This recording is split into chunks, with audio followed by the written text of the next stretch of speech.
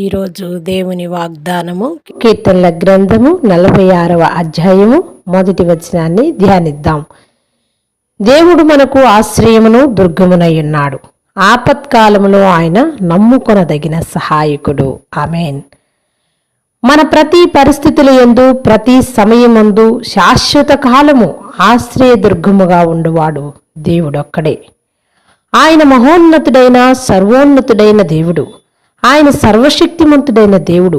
ఆయన అన్ని పరిస్థితుల్లో మనకి రక్షణగాను దుర్గముగాను కేడముగాను ఉంటాను అని చెప్తున్నాడు. మరి అలాగే చూస్తే సామెతల గ్రంథము 18వ అధ్యాయము 10వ వచనంలో యెహోవా నామము బలమైన దుర్గము, నీతిమంతుడు అందులోనికి పరిగెత్తి సురక్షితముగా ఉండును అని దేవుని వాక్యము సెలవిస్తుంది. మన శోధన కాలంలో ఆయన ఒక బలమైన స్థిరమైన కొండగా మనకి ఉంటాడు. అందులోనికి మనము పరిగెత్తి సురక్షితంగా ఉండగలుగుతాం.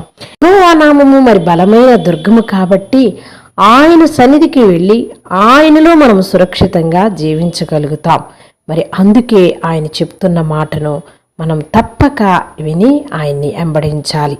ఆయనే ఆశ్రయమని, ఆయనే మన దుర్గమని, ఆయన మనల్ని ఆపత్కాలములో మరి సురక్షితముగా కాపాడుతాడని, ఆయన నమ్మదగిన సహాయకుడని నమ్మాలి. ప్రియ సహోదరుడా, సహోదరి, ఈరోజు నీవు ఏ స్థితిలో ఉన్నా ఆయనే మన ఆశ్రయమని నమ్ముదామా? చిన్న ప్రార్థన చేసుకుందాం.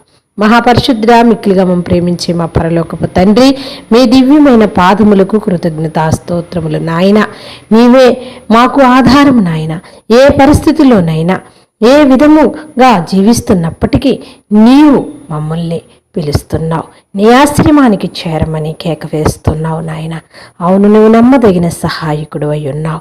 అవును, నీవు మా దుర్గమై ఉన్నావు, మా బలమైన దుర్గమని నమ్మి విశ్వసించి నీ యందు సురక్షితంగా మేము జీవించగలమని నిన్ను వెంబడించలాగు సహాయము చేయమని మా ప్రభువును మీ ప్రియకుమారుడు రాజు రక్షకుడైన యేసు క్రీస్తు నామమున ప్రార్థిస్తున్నాం మా పరలోకపు తండ్రి. ఆమేన్.